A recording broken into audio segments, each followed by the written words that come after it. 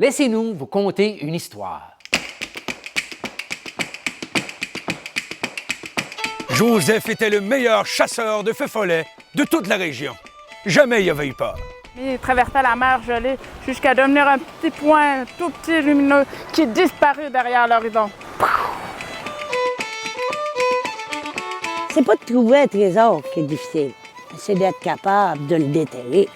123 membres d'équipage, 32 canons, mais aucune chance de s'en sortir.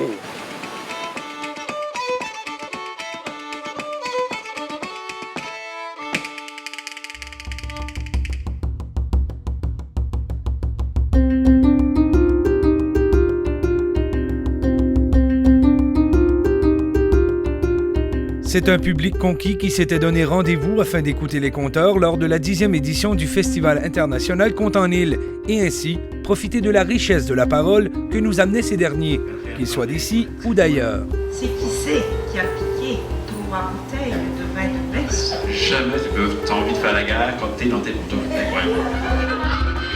Les nombreuses soirées de contes ainsi que le retour de la grande nuitée au flambeau, qui s'est déroulée dans les conditions météo des plus favorables et dans un décor enchanteur, furent également très appréciés des spectateurs, par des assistances records.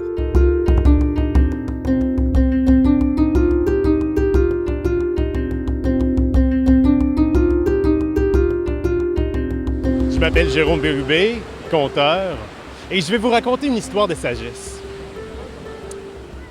C'est une fois un docteur, un psychiatre.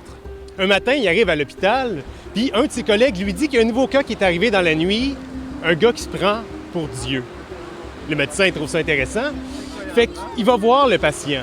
Il rentre dans la chambre, puis il y a un monsieur, il est drapé dans les draps du lit, puis il se tient comme ça face à la fenêtre.